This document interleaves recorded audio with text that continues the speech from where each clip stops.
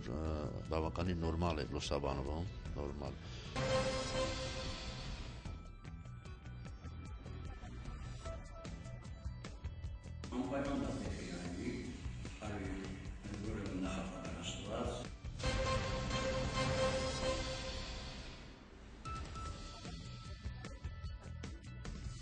Հերթական անգամ այդ տարի նույնպես պլանավորված, ինչպես ես ասեցի, ուրեմն պլանը հաստատվում է Սյունիքի մարզպետի կողմից, համաձայնեցում զինվորական կոմիսարների եւ զորամասի հրամանատարի հետ։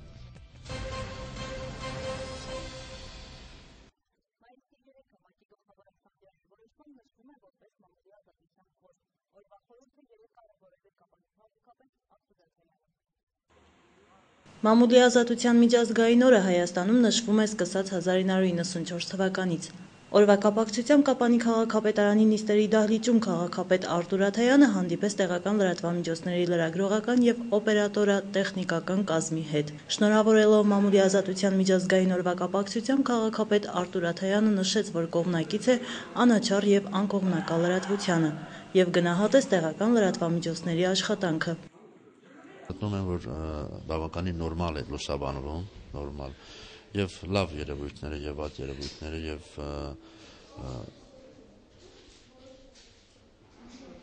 անկեղծ գտնում եմ, որ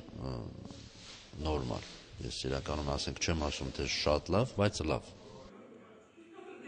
Հայաստանը մարդու իրավունքների քաղաքական ազատությունների իրավիճակով ըստ Freedom House Վաշինգտոնյան իրավապաշտպան կազմակերպության վերջին զեկույցի դասվում է աշխարհի մասամբ ազատ երկրների շարքը։ Յուրաքանչյուր ժողովրդավար հասարակության կարևորագույն մասը համարվում է ազատ եւ անկախ մամուլը։ SOS-ի հեռուստատեսության գլխավոր խմբագիր Արթուր Իսրայելյանը խոսելով Հայաստանում մամուլի աշխատանքի մասին ընդգծեց, որ Հայաստանում մամուլը ազատ է այնքանով, որքանով ազատ է երկիրը։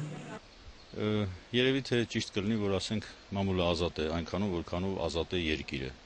Եվ այդ ազատությունը նաև լրագրողից է կախված, լրատվամիջոցից է կախված։ Նաև ազատությունը պատասխանատվություն է ենթադրում, ես ինչ եմ գրում, ինչ եմ ասում, նաև լրագրողը պիտի մտածի իր հեղինակության մասին, որ հավաստի լուրեր տա, իհարկե պրոֆեսիոնալ մակարդակով լուրեր տա, եւ այստեղ նաև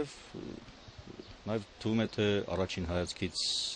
որևէ կապ չունի, բայց լեզվի հարցն է առաջանում, թե ինչ լեզվով եմ գրում։ Ես ազատ եմ իմ լեզվի մեջ, բայց լեզուն ունի որոշակի օրենքներ, դա այստեղ էլ կա պատասխանատվության հարցը։ Նաև անհատական խնդիր է առաջանում։ Մամուլի ազատության միջազգային օրվա կապակցությամբ տեղական լրատվամիջոցների աշխատակիցները քաղաքապետ Արտուր Աթայանի կողմից նաև ստացան ծաղիկներ ու նվերներ։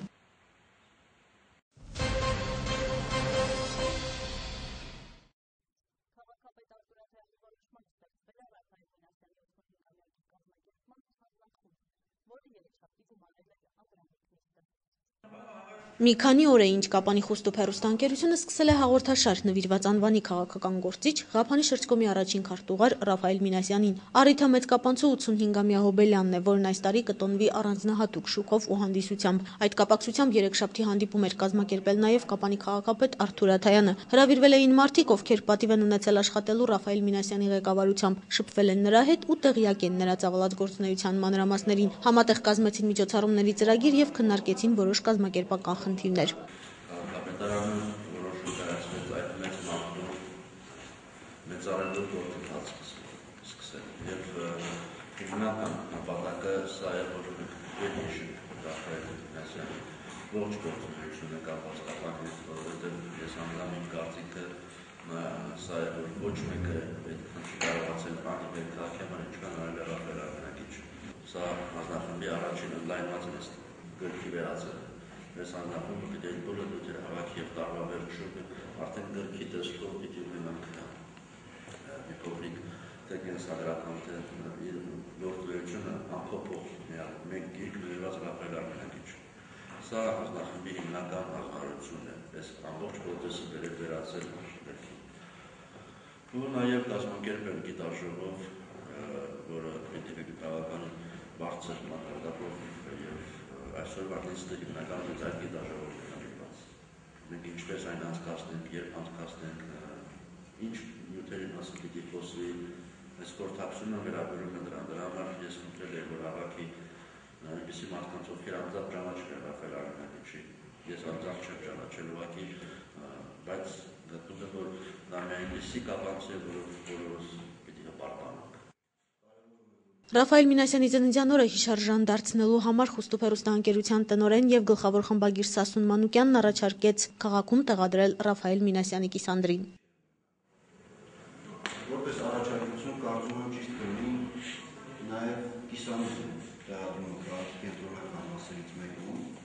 բայց քանի որ մենք այդպիսի հերոսների ենք ունենալու, կցանկանայի, որ դա աճելու տեղ ունենա, այսինքն ունենայինք ծավալվի, հարքի, երթուվի, չգիտեմ, ամեն ինչ կդնենք, որովհետև հետո չստացվի այնպես, որ մտածում ենք ժամանակի ընթացքում այդ ոչինչ արձանը տեղափոխում ենք ուրիշ տեղ կամ ստեղծենք հենց երթուղի կամ ծառուղի, չգիտեմ որտեղ կարող նախաձեռնել դա, գուցե հենց վերևում։ Բայց որպեսզի քաղաքի տեսք լինի կենտրոնում, ճիշտ կոնկրետ իրադեպքում կենտրոնում, զբոսայգի հարակից։ Կապանի քաղաքապետը կիսանդրու գաղափարը իրատեսական որակեց, որոշվեց նաև ֆիլմ նկարահանել օգտագործելով Կապանի երկու հեռուստաընկերությունների հնարավորությունները։ Ակումբ Ագրադարանային համակարգի տնօրեն Սվետլանա Գևորգյանն էլ առաջարկեց կիսանդրին տեղադրել հենց նրա անունը կրող փողոցում։ Բայց չի լինի, որ այդ կռուգը հենց կարգավորելու համար, որպես երթևեկության համար, հենց այդ կռուգը դնի։ Կենցաղի գնացեք, հասեք կենցաղի առաջ այդ կռուգը, որ տարբեր տեղով ճանապարհին գում կարելի է իրեն տեղը դնել։ Այո, կիսանդրին։ Հրապարակում կարելի է որ կարգավորի տրանսպորտային երթևեկություն եւ կարգավորի բան։ Ես մի ամիս առաջ Երևանում եմ եղել, դիտել պետք է գնացի հասի Պարուս Սևակը։ Կայսա շատ ոչ երևացող տեղ է, բայց Պարուս Սևակի այդ կիսանդրին դրած էր այնտեղ եւ հա այդ փողոցը կոչվում է Պարուս Սևակի անվան։ Սա Զեյթունի կողմն է գնում։ Ռաֆայել Մինասյանի կուսակից ընկեր Արամայիս Բաբայանը ողջունեց նախաձեռնությունը եւ որոշ հարցերում իր օգնությունն առաջարկեց։ Անպայման դա պետք է արվի ուրեմն նախապատրաստված, բանի ձևով, ձևոցով եւ այլն, գուցե ոչ ձևոցման ձևով, գուցե բանը օպերացիա ձևով։ Մի խոսքով իստում է որ միայն ես կուզենայի որ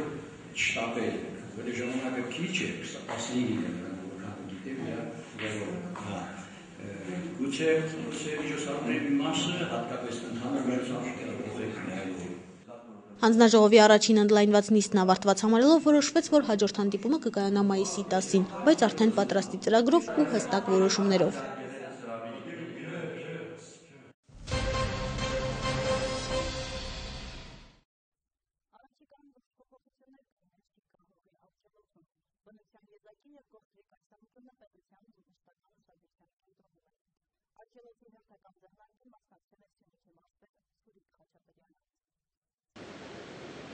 Հայաստանի Հանրապետության բնապահպանության նախարարությունը եւ Գերմանիայի Դաշնության անունից հանդես եկող վերակառուցման զարգացման բանկը նախատեսում են իրականացնել Շիկահողի ծրագիրը։ Սա ֆինանսական զարգացման համագործակցային ծրագիր է միտված Սյունիքի մարզի Շիկահողի ենթաշրջանին։ Ծրագրի հիմնական փոխլրացնող նպատակները տեղական բնակչության կենսապայմանների բարելավումն է եւ տարածքի կենսաբազմազանության պաշտպանությունը, ինչը թույլ կտա ապահովել կայուն սոցիալ-տնտեսական զարգացում եւ բնապահպանական վիճակի բարելավում։ Ծրագրի ազդեցության գոտում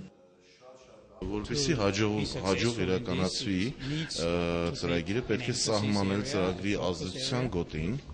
եւ քանի որ արդեն բավականին երկար ժամանակ Շիկահողի ենթաշրջանը ապացուցել է իր բնապահպանական եզակի արժեքը եւ բնության պահպանության մեծ փորձառությունը,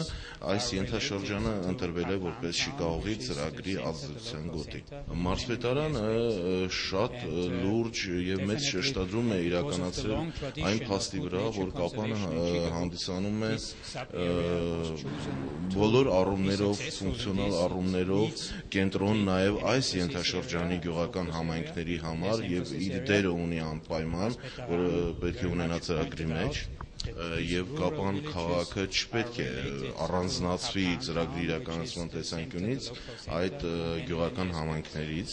եւ ծրագրի իրականացման ընթացքում, քանի որ Կապան քաղաքի եւ Շիկահողի ենթաշրջանի մեջ բավականին մեծածավալ համագործակցություն, փոխհարաբերություններ կան, այս կամ այն ձևով Կապան քաղաքը եւս ներգրավելու է ծրագրի իրականացման գործընթացում։ Ծրագրի որոշակի հատված արդեն իրականացվել է, որի արդյունքներն օրերս ամփոփվեց Սյունիքի մարզպետարանում կայացած խորհրդակցության ժամանակ։ Մարզային ու տեղական իշխանությունների ծրագրում ընդգրկված գյուղական համայնքների դպրոցականների ու բնակիչների մասնակցությամբ։ Ծրագրի ազդեցության գոտու գյուղական համայնքների բնակչության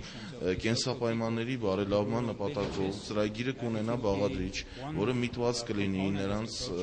տեղական բնակչության համար աշխատատեղեր ստեղծելու եւ եկամուտների աղբյուրներ ստեղծելու հնարավորություններ տրամադրելու։ Գործարար ցանկացած ծրագրեր միկրո, փոքր եւ միջին ծավալի, որոնք միտված կլինեն աշխատատեղերի ստեղծմանը, եկամուտների ստեղծմանը, աջակցություն կստանան մեր ծրագրի կողմից եւ այդ աջակցությունը չի լինի ոչ միայն խորհրդատվության դասընթացների, այսպես կոչված soft միջոցառումների տեսքով ավելի փափուկ, այլ իրական ներդրումների տեսքով ևս։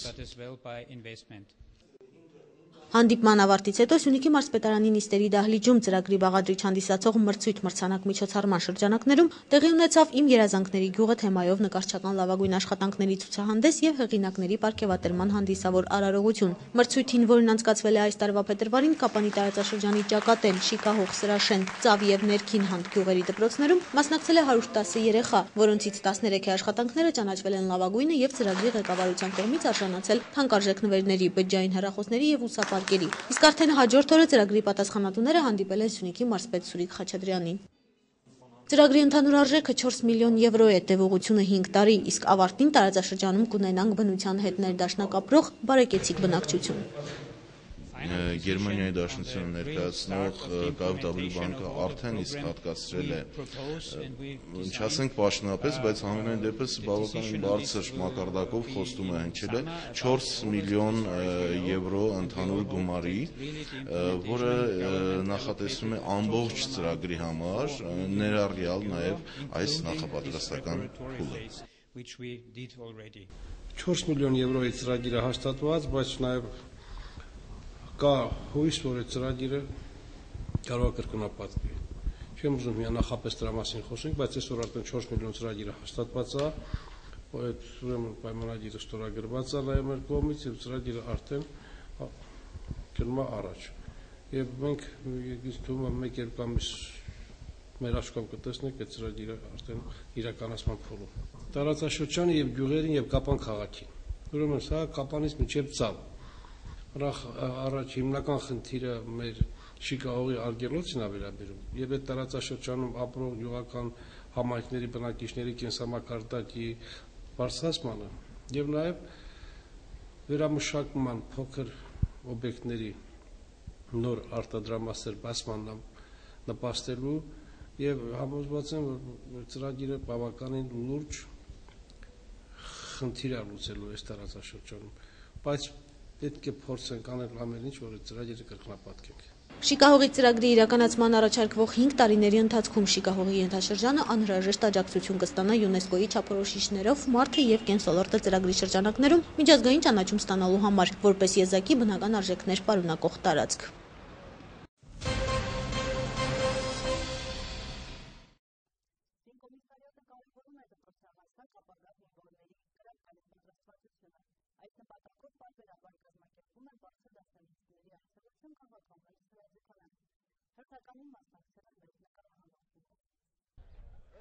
Կապանի զորամասի հրաձգարանում մայիսի 3-ին մեկնարկեց դպրոցականների դաշնային պարապմունքների հերթական փուլը, որին մասնակցեցին Կապանի տարածաշրջանի ու Քաջարանի միջնակարգ դպրոցների 11-րդ դասարանցիները։ Մարզումներն անմիջապես վերահսկում էր Կապանի զինկոմ Լեոնիդ Գրիգորյանը։ Վերջինիս խոսքով արվել է ամեն ինչ, որպեսզի մասնակիցների համար ապահովվեն անհրաժեշտ պայմաններ, ուսումնական նպատակներին առավելագույն արդյունավետության հասնելու համար։ Հերթական անգամ այս տարի նույնպես պլանավորված, ինչպես ես ասեցի, ուրեմն պլանը հաստատվում է Սյունիքի մարզպետի կողմից, համաձայնեցում զինվորական կոմիսարների եւ զորամասի հրամանատարի հետ։ Կազմակերպում ենք բոլոր դպրոցների ուրեմն բարձր դասարանցիներին, ուրեմն տեղափոխում ենք հրաձգարան մարտական կրակ վարելու համար։ Կապանի համար 3 միջնակարգ դպրոցի զինղեկ Հակոբ Հակոբյանի հավաստիացմամբ մասնակիցները բավականին դիպուկ են կրակում եւ նախորդ տարիների հետ համեմատած արձանագրվել են բարձր ցուցանիշներ։ Նախորդ տարվա համեմատ արդյունքներս գոհ եմ, տղաները արդյունքներ են ցույց տվել, հրաձգության ընդհանուր մենահատ հրաձգությունը կատարվել 6 փամփուշտից, կրակային պատրաստությունից